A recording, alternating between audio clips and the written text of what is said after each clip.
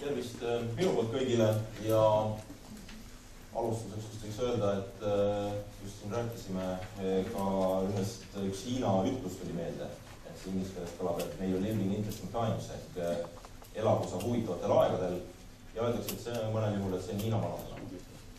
Ei ole, see on needus, sest kui on huvitavad ajad, siis enamasti tähendab mingit jama.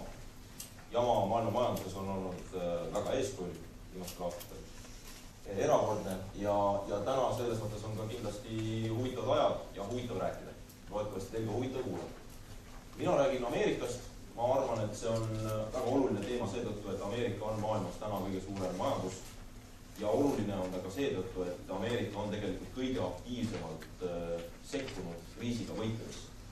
On see hea või halb, sellele mõneti täna ka vastust otsime.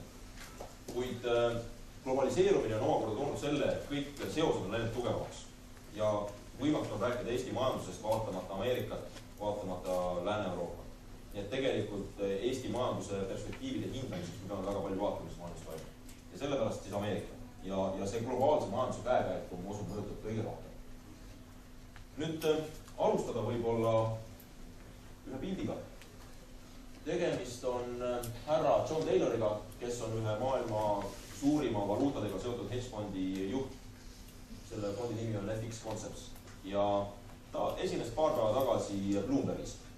Ja tema on väga negatiivne euro kui valuuta suhtes, väga positiivne dollari suhtes. Tänas seisus 6-12 kuu lõikes ma julgeks täiesti vastupidi saada. Mis tema sõnum oli muu hulgas, et eurotsooni probleemid on väga suured ja need ei kao kuskile, mis mõneti on ka õige. Kuid euro ja dollari kurss, ma olen juba umbes seda aasta aega kuskil arvanud ja ma arvan järgmised paar aastat veel, ei sõltub, kuna kaks valuutat alati kõiguvad üksteise suhtes, sõltub sellest, kuidas teisel läheb, siis euro ja dollari kurss ei sõltu sellest, kummal paremini läheb parasjagu, vaid kumb parasjagu hullem paistab. Nii et ma arvan tegelikult maailma majandusesse lähemad aastat euro ja dollari kurssi kõigutabki see, tugevam on parasjagu see valuuta, mis paistab vähem hull. Ja täna on euro paistab rohkem halb, seepärast, et Kreeka ja kogu Lõuna-Euroopa fiskaalprobleemid on tõsised. Ma arvan, et 6 kuu pärast on USA osariigid, näiteks California ja kõik sellega seondub juba rohkem turgu tegelikult tähelepanu keskpunkt. Aga see selleks. Muu hulgas ütles ta ka järgmist, et kui te vaate riiki nagu Läti, sellise väga suure globaalse hedgefondi kohta tegelikult mõnevõrra tähelepanuväärne, et ta Lätit nii täpselt teab, siis Läti tegelikult on sisuliselt euroga seotud. Nad on päästetud IMF-i ja Euroopa Komisjoni poolt samamoodi nagu Kreekat hakatakse päästa. Ja jaemüük eelmine aasta -30%, SKP kukkus -18%, kukub tõenäoliselt 8% see aasta veel, lätlased on näljas, piirkond on katastroofi piirkond ja see on kõik sammud, mida on vaja teha euro saamiseks. Üsna must vaade ja ma arvan, et see tsitaat on päris mitmes mõttes hea. Ühest küljest on ta hea selles mõttes, et ta peegeldab sellist, kuidas nagu kõrgelt ja kaugelt Baltikumi suhtes kirvega lüüakse. Ega Läti SKP 8% aasta mina usu, et saaks kukkuda. Pigem see number on seal nullile oluliselt lähemal. Aga see näitab seda, et nende analüüs sageli on selline, nii väike riik, üks rida Excelis, üsna üldine. Eesti kohta olen kuulnud ka nagu väga siukseid kulme kergitama vanevaid arvamusi maailma finantsanalüütikutest, ühe isegi, tõsi küll see fondijuht ei tegutsenud Euroopast, ta oli Aasia suunaline, aga kui ma rääkisin talle Eestist, ta asus ise Londonis, siis ta ise ütles, et päris huvitav ja muude asjade peale küsis, et aga kuidas need 2 teised Balkani riiki, mis teil kõrval on, et kuidas neil läheb? Et see nagu minust peegeldabki kogu seda, et mis maailm meist arvab. Me oleme tegelikult ikka väga pisike ühtne maailma majandusest ja sellega peame arvestama. Aga see tähendab seda esiteks, et väga niimoodi üldistavat numbritesse suhtutakse ja teisest küljest ma arvan, et see statistika on väga paljuski pettik. Pettik selles mõttes, et kui me võrdleme näiteks, kas me võtame järgmist slaidi ja vaatame, mis need SKP numbrid olid 2009. Üks väike riik kukub 14%, tõesti jaemüük -30%, automüük, kinnisvaraturg veel rohkem. Et siis samal ajal, kui Ameerika langus on suhteliselt mõõdukas, siis selgelt, siit vaadates statistikat, Ameerika teeb riigiga paremini hakkama, võiks väita. Ma arvan, et mõnevõrra võib olla ekslikult. Sest see statistika on selles mõttes petlik, et tegelikult nii Baltikumi kui Ameerika tegevus kriisiga võitlemisel on olnud üsna erinev. ühest küljest seetõttu, et Baltikum mõneti oma riikliku vaesuse tõttu ei saa selliseid meetmeid lubada, nagu lubavad suured riigid majanduse stimuleerimiseks. Et meie oleme kärpinud majandust sellega tegelikult veelgi jahendades, ehk seetõttu see suur number, alati tuleb nii-öelda puude taga metsa vaadata, suur number on paljuski sellest kinni, et me oleme konservatiivsed olnud.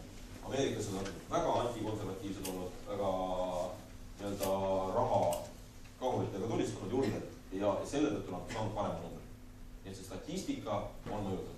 Aga ütleme sellised fondijuhid, kõik need, kellel tõesti Eesti on üks rida Excelis, nende jaoks see statistika on tõde.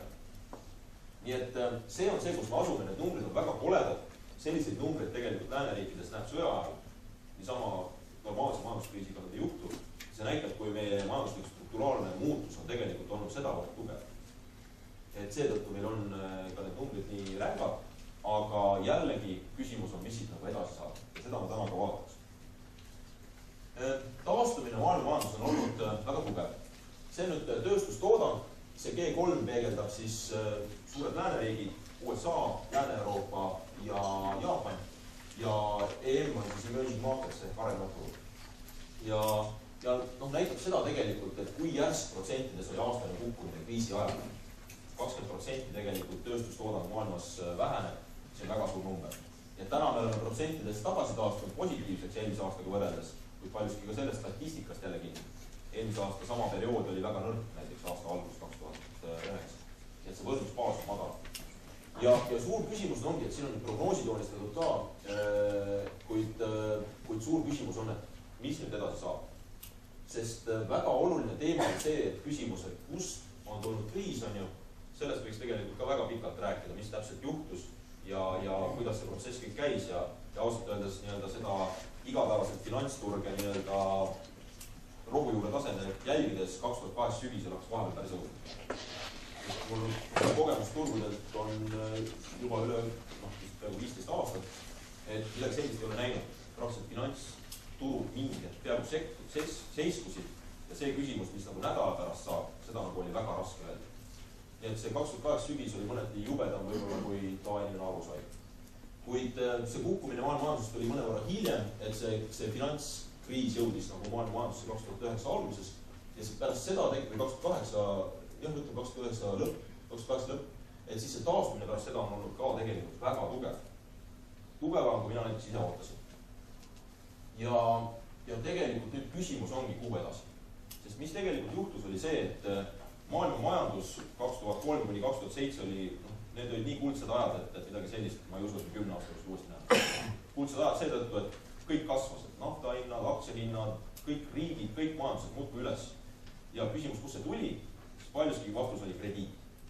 Laenumahud igal pool kasvasid ja laenuga tegelikult oli see majanduskasv paljuski tekitatud. Et see eelnev number tegelikult majandus, ma ütleks, oli globaalselt haigeks jäänud selle suure krediidi taseme tõttu ja see kriis oli möödapääsmatu. Küsimus ei olnud, kas ta tuleb, vaid millal tuleb. Ta tuli ja ta paljuski on tervendava mõjuga, sest see globaalne tootmine, mida siin graafikuga näidatud on, siis see tegelikult jõudis mingi hetk võib-olla liiga kõrgel tasemel. See, mis maailmas Hiinad ja kõik tootsid, seda ei olnud tegelikult reaalselt nõudlust tugev. Ja kriisi tulemusel ta kukkus alla, see nõudlus, tootmine. Ehk maailma majandus muutus mõnevõrra väiksemaks. Nüüd riigid on tugevalt stimuleerinud majandust ja selle nii-öelda näol on see tase nagu jõudnud natuke tuntavalt ülespoole tagasi. Nüüd küsimus ongi, et lähiaastateks, kus me nüüd edaspidi oleme. Ja sellele tänase minu võib-olla selle presentatsiooniga vastust otsime, sest see tõus siin on päris paljuski kunstlik. Sest Eestis tegelikult see graafik näeb oluliselt viletsam välja just seetõttu, et me riiklikult ei ole stimuleerinud. Nii et tegelikult ma räägingi nendest võib-olla 3 sambast, mis taastumise toonud. Et miks taastumine toimunud on? Üks võimalus on vaadata seda SKP numbreid, mis Ameerikas oli 4. kvartalis juba 5% peal. Et väga ilus number. Kuid jällegi vaadates ainult statistikat paistab hea, vaadates seda, kuidas see tekkinud on, ei paista üldse nii hea.